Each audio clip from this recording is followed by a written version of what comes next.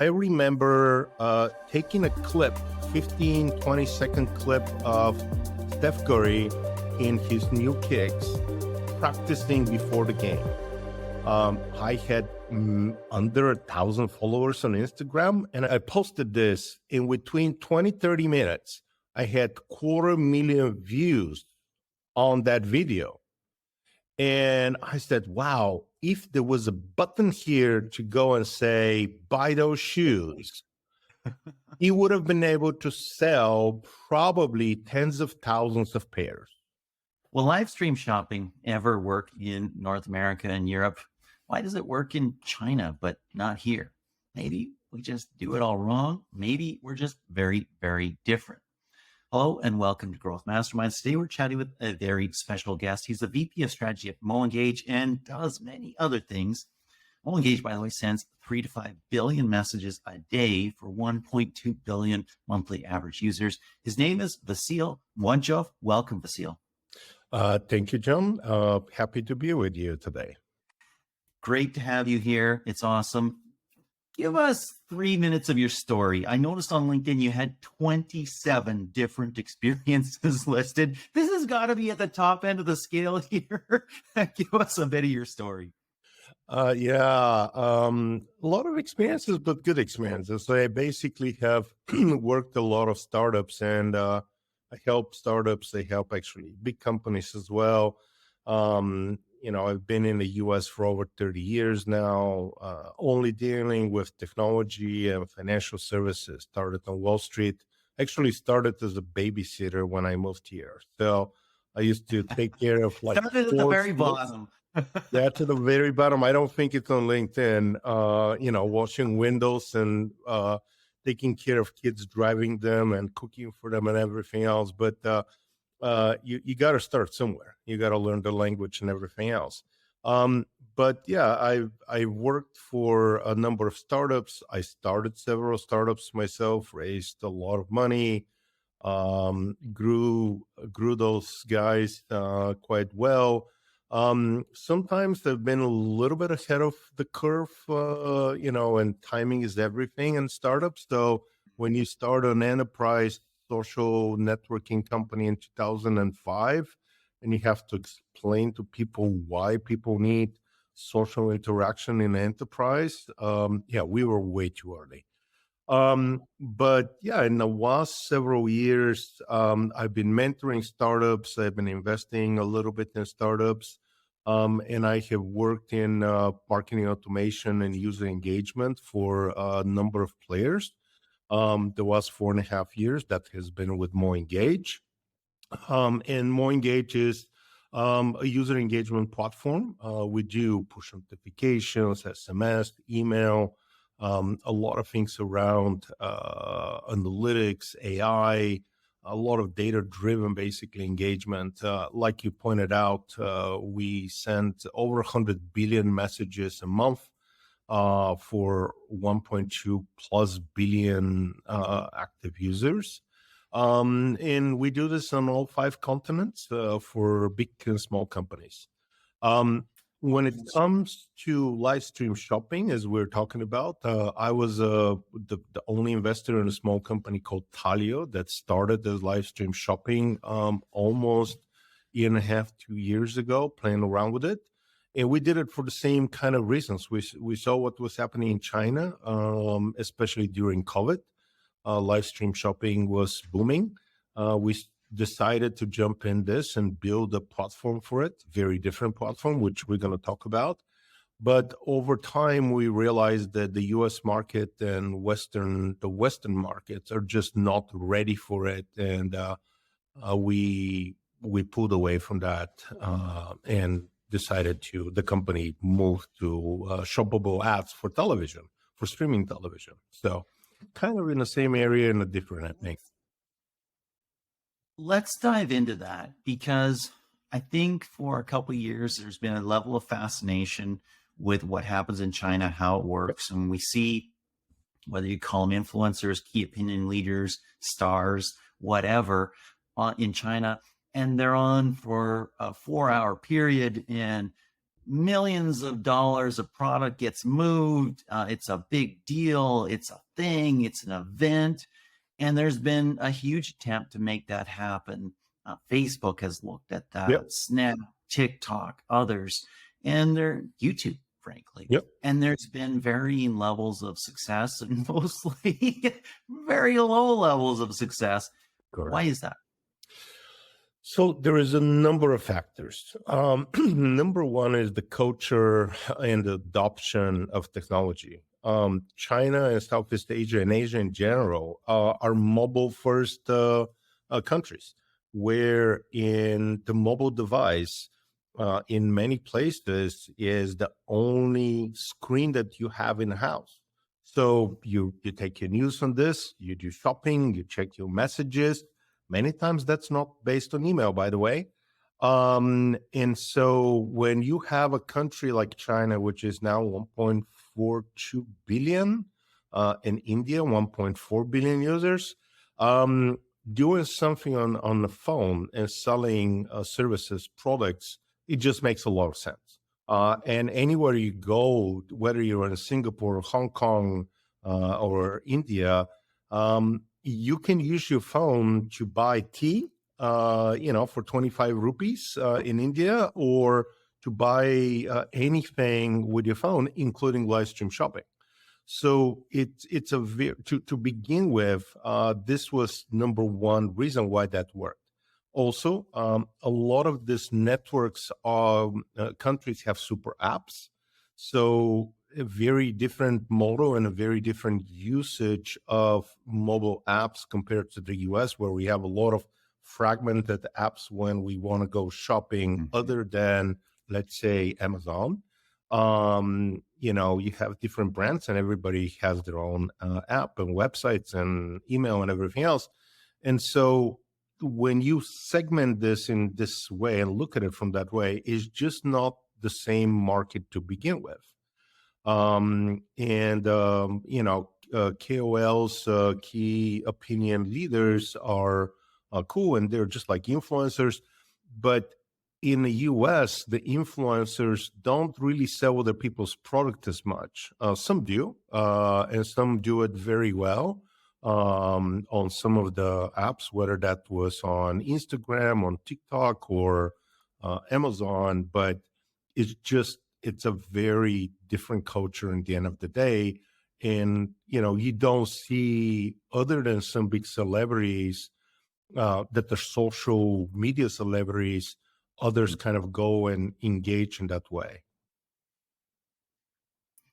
It's a different history of commerce as well, right? I mean, Yes. if you look at Europe and North America, you've got a multi-hundred-year history of the evolution of commerce with well-developed patterns from stores, general stores, to department stores, to malls, to online shopping and mobile shopping as well, but generally from a fairly decent sized brand.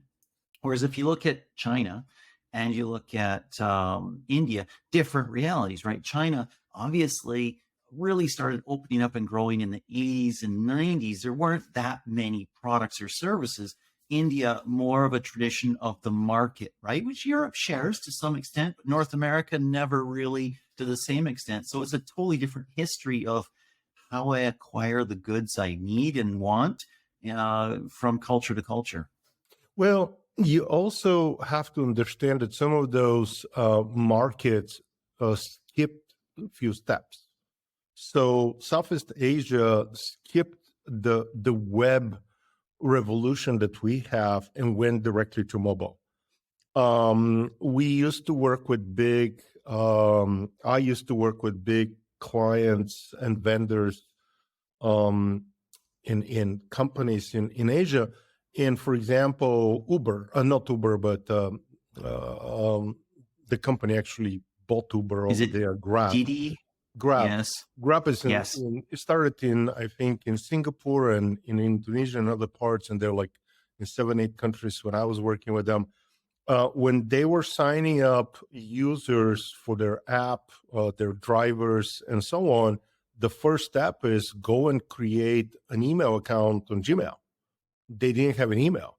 We are still stuck. The biggest marketing in US and Europe is still based on email, not on mobile, and so on and so on. So they completely skip that. They skip from older phones to much nicer phones that now have the capability of doing 4K and HD live on a phone, and frankly are cheaper, more powerful than some of the iPhones.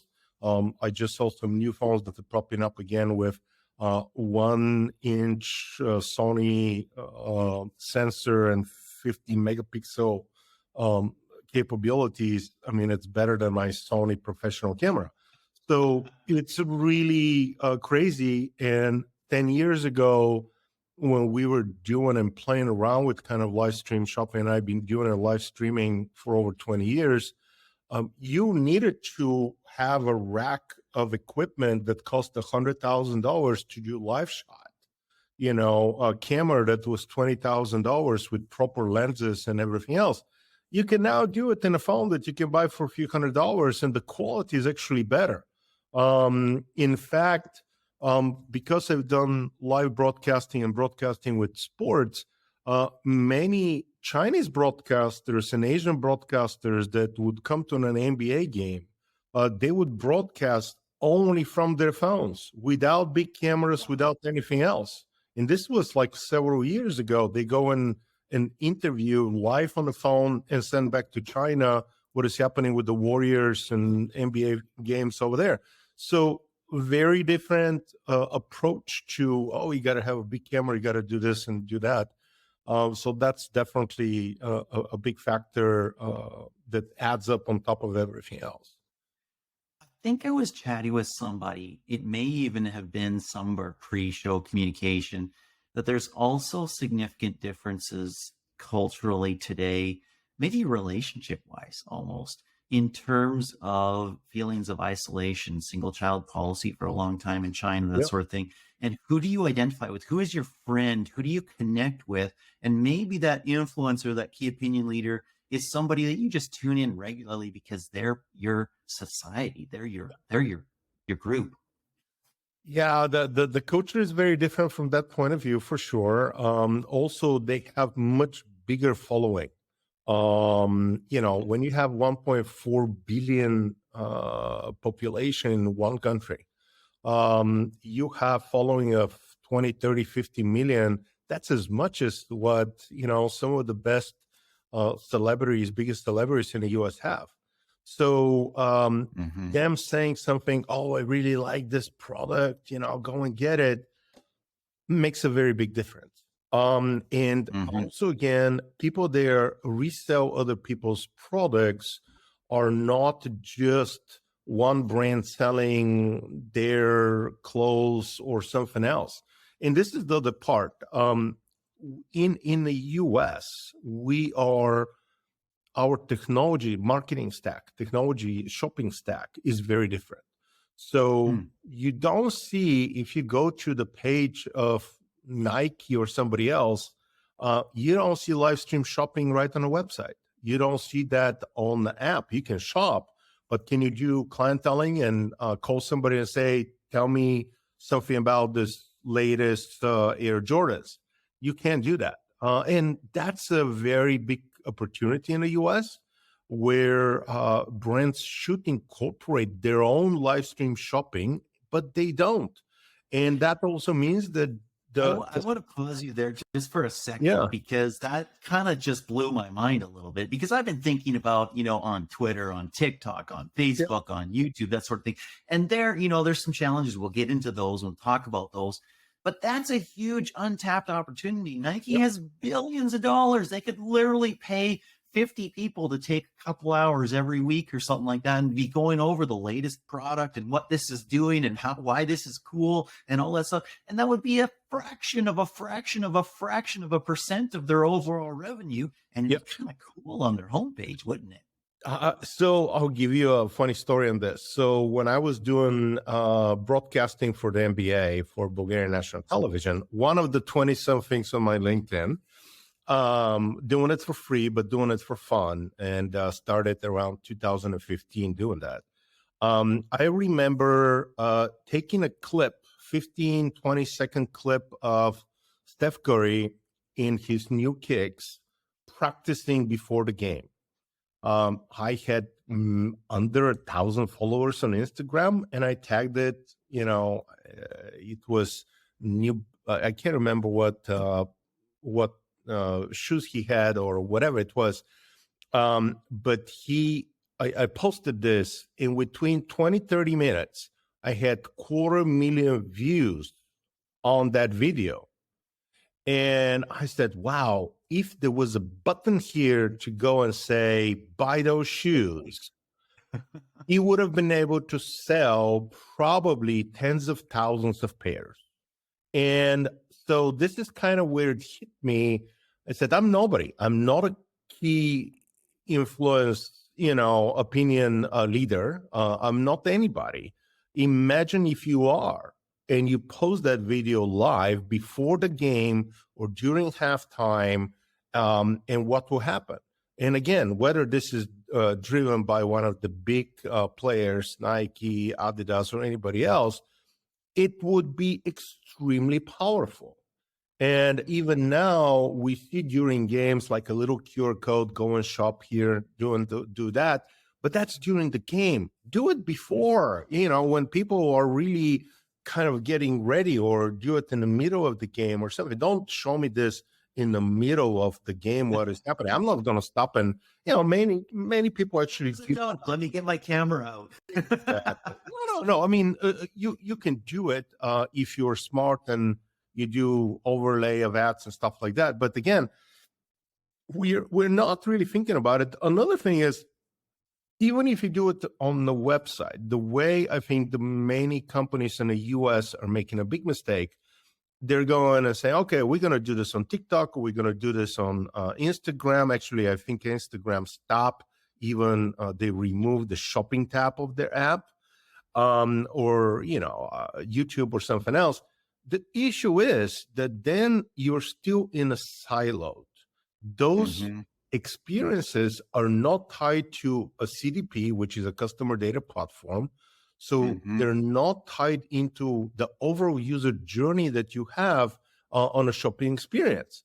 So you cannot, even if you're going to look at something, tracking back and having retargeting and have a cart abandonment notification, hey, you looked at this product, come and get it, and we'll give you 10% off, the way you would have it with a regular website or a regular shopping app. It just doesn't exist.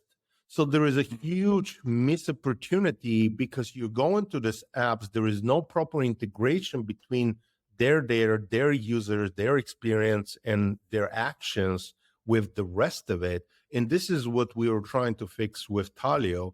And we just saw that it's super hard. You have to replicate your product catalog.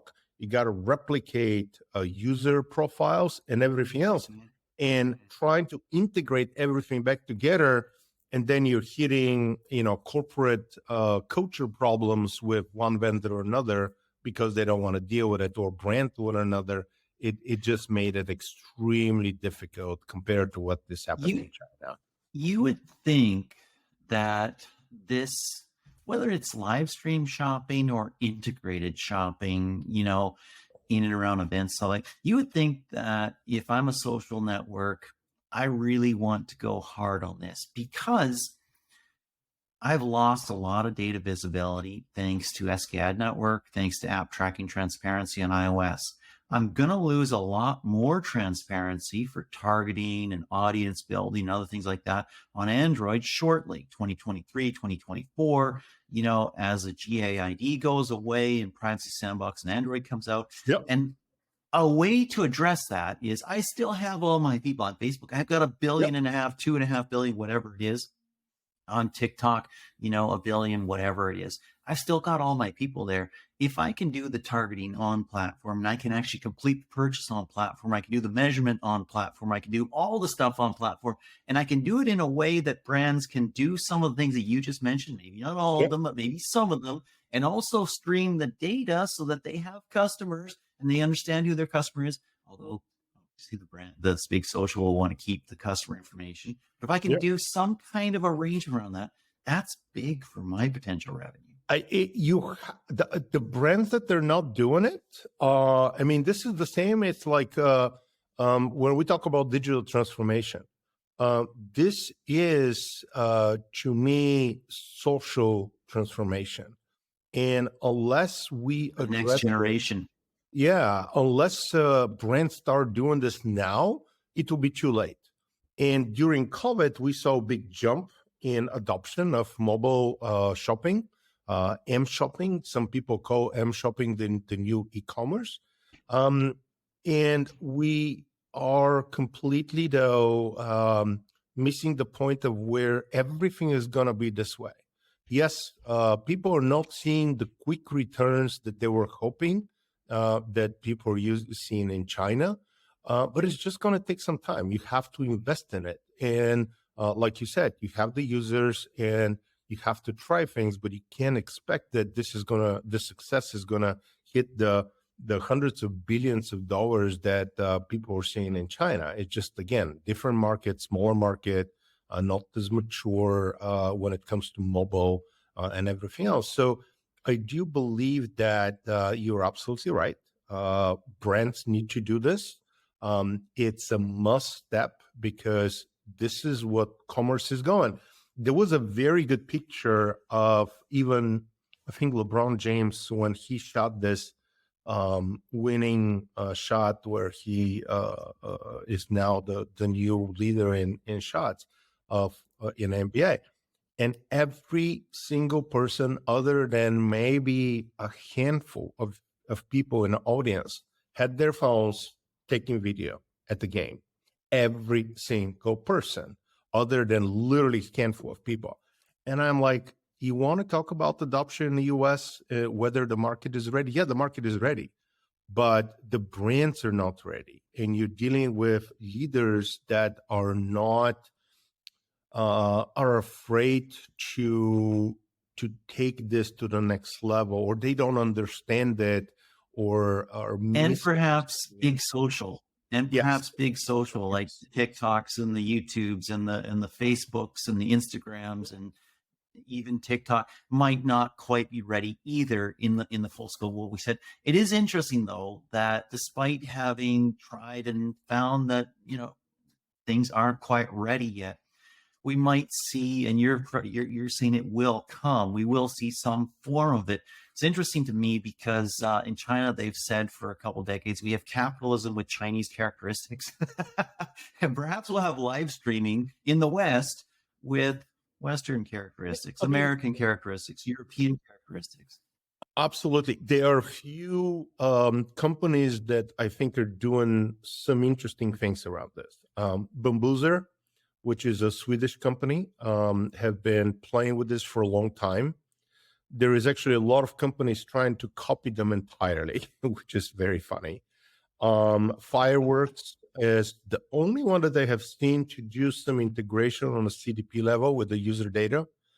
At least they're talking about it. I haven't seen it. I don't know whether they just raised more capital actually last year. They're interesting. Whatnot is a very interesting social selling app. It got actually a lot of success, but they're very niche. They're only going after sports memorabilia. It's a very niche market, but they're growing like crazy. They raise more capital. Their evaluation is going through the roof. But again, if you're very focused, and Bambuser, for example, very focused on fashion and luxury brands and things like that, it makes a lot of sense. They also are very smart to integrate with other companies like Salesforce. They're also, I think, doing stuff with TikTok. Salesforce is actually very smart because they're doing integrations with Bambuser, with TikTok and others. We'll see what will happen with TikTok. Congress is right now thinking about completely banning them out. This is not just in the US, but this may happen in Europe as well. There is a number of countries in the EU that are like the privacy and everything else going on right now with China. may push some of those brands out, which will open the door for others to do better and to do Yeah. well. Amazon Live is doing, I think, a good job on I occasion. was just going to say that we haven't talked about Amazon yet. Amazon Live. Amazon Live is doing some interesting things. They are. I don't think that their app is very well done. They have some work to do, but they Have you seen are. their e-commerce website? Do you think anybody thinks that's well built? Yeah. I mean, somehow it works. Somehow it works. And the thing is that people are comfortable with Amazon. So it makes sense. I read an article recently that there are influencers, that sellers on Amazon, that are using their social networks to drive traffic to Amazon, and they're being very successful doing it that way. That's a nightmare for Facebook. That's a nightmare for Instagram. Yes. That's a nightmare for TikTok. But the thing is, so this is where some of the technology issues happen. Both Apple and Android have in-app fees that are crazy, 15-30% fees in-app purchases. So you have to drive to another app in another environment to do this purchase. Otherwise, you're going to lose 30%. So this makes but that's for digital purchases, in-app purchases. If you're actually purchasing physical product, it's different. But some were doing it that way, and so I'm just saying you have to think about that. And this is maybe one of the reasons why some people haven't done proper integration in mobile. Is not as growing the way it's growing in other places. If you have one-click purchasing with Apple Pay, you will be selling a lot more if the rates were much lower. So I'm just saying, this is a small thing. That's a great point, actually. That's a great point. Integration with the payment systems on individual phones, whether that's iOS, whether that's Android, integration with the big social platforms, and integration with the back-end customer databases and product databases of the brands. It's kind of a three-way dance here. Yeah, and for example, Shopify, for example, does not allow you to use outside, like something like Stripe as a payment processor, unless they're providing the service in that country. They're not providing service in that country. So it's very difficult to deal with little things like this. But going back to Amazon has been able to push live stream shopping around certain holidays, around Christmas, around Black Friday and stuff like that, and they have been quite successful. People are listening to some of those reviews and to influencers, and they do purchase things. It's just not to the same level. But again, it will take some time. I think. Yeah, and I think that there's kind of a critical mass there as well. Yes. If it's just a few things on a few times, it's not critical mass, and you can't count on it there being something interesting to watch when you go. So I've gone a few times, and sometimes I've seen like, this is scheduled for then, and this is scheduled for then, and that's scheduled for another time, and there's nothing really on right now. What it needs to get to, especially on Amazon or on a platform like YouTube or a platform like Facebook, is that there's always something on, and more importantly, there's always something on that I'm interested in. I'm kind of shopping. We're talking about these little screens in our hands right now. Yeah. I'm kind of shopping for a bigger TV right now. Yeah. And you know what? That's a crappy market to be shopping in, let me tell you, because everybody has their own jargon for what's important. Everybody has their own way of citing stats and the capabilities and all that stuff. And navigating all that also, which operating system you want to be part of, right? Is WebOS good? Is Samsung's Tizen, is that good? Is there something better from Sony? How does it interoperate with all my other tech and my smart home? It's a very complex process. And if there was somebody kind of helping navigate some of that stuff, it could be interesting. Yeah, it's a very valid point. When you look at it, though, another thing that we gotta remember, that live stream shopping started growing back in 2000, I think 16 in China with Taobao, right? So it's been now 6, 7 years. We can't assume that this is going to happen overnight again. And because we don't have those super apps, it's just not there.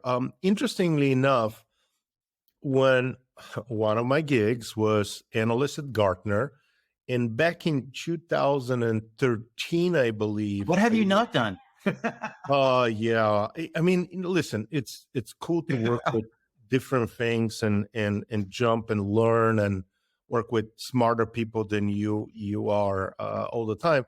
But at Gartner, we wrote a note or blog about this, that everybody was like, "Oh, we got to go, digital, and everything's going to be online." And I'm like, "Well, yeah, but at the same time, I also like to go and touch a product, feel it, open it, press this button, see how it works." And I said, we'll see companies that have gone completely digital to go back to brick and mortar. And Sure. Amazon is a good example. Sure. They actually now have product, stores, and they bought other stores that have brick and mortar. And not everything you can just buy online. You may do your research online, but then you may want to go to, like, the TV. You may want to go to Best Buy or somewhere else and press it and see, hey, the colors, and you see the LG and the Samsung, and all of a sudden the contrast is better, or something is more. It always looks good in the store. Everything looks good in the store. So the way I think, again, in China, the big difference also is that people get engaged on this one-on-one clienteling. They're talking to their best buyers and they say, "Hey, John, I just got this new shoes. Oh, you will love them. I know that other brand that you bought and other thing that you bought. You should come and buy this, or let me show you everything." And you trust this person and you engage with them, and they engage with you the right point. The manager of the store has an incentive to sell more, and that's how they do it. So are we enabling managers of stores to go and do something else and sell, if you're at Macy's or something, or Best Buy? No, we're not. So again, different culture, different incentives, everything is very different. But that's another interesting point you just made. I mean, you have these big brick and mortar retailers, Macy's or whoever else that you might have, and guess what? They're struggling. Well, could they repurpose some of their staff? Could some of their staff, hey, it is brick and mortar, but you know what? Today we're looking at blah, blah, blah, blah, blah, or something like that, and put that out on all the networks and put that on their website. And give them a percentage of that sale. Give them a quick, percentage of that sale to go towards their hire for that talent, develop for that talent, reward that talent. Exactly. But I don't know if you've seen on Instagram and TikTok, and I'm not really on TikTok, but more on Instagram. And there are some videos of actually what is happening in China with the online sellers. And there is these videos of hundreds of girls, usually, that are lined up, I've seen on the ground with their lights, and they're outdoors. They're under an overpass because there's high quality internet right there, and they get the best quality. Yes, yeah. So it's. I mean, I don't know whether this is a good thing or a bad thing, but it's the new sweatshop. It's a new sweatshop for selling. So that's another thing that, again, we got to think about. To what degree is this good for us and bad for us? So we sometimes forget that, right? Yep. And we have to step back and look at all the benefits and everything else. And for some people, maybe that is the only way of income. There was another news that I just actually Googled earlier, and I noticed that China may have banned women from modeling and selling lingerie. So now guys are selling lingerie. I have to double check the source, but it came up on Google, and I was like, how is that going to affect things? So it's a very different. There's all this political things and other forces that Okay, are so going you're to. not wrong. I just quickly Googled it. China has banned women from modeling lingerie on online shopping live streams, so men are doing it instead. Yes, Okay. I have to make sure that that's not a single source. I want to see the source of this. No, Uh, this is Yahoo News, and this seems fairly reasonable yeah. or reputable. So there is a lot Um, of things that are happening that we need to adjust to. And I think live stream shopping was an adjustment based on what was happening in the space. yeah. So, where is our market going to go? I do hope that they do a lot more integrations with e-commerce platforms Mm, and mhm. with engagement platforms like MoEngage and others in the space. So you have a better user experience, and you get better recommendations, better notification when there is a new product or a product is back in stock or something like that. Then we're gonna see some, I think, more adoption of this technology in North America and Europe. Excellent.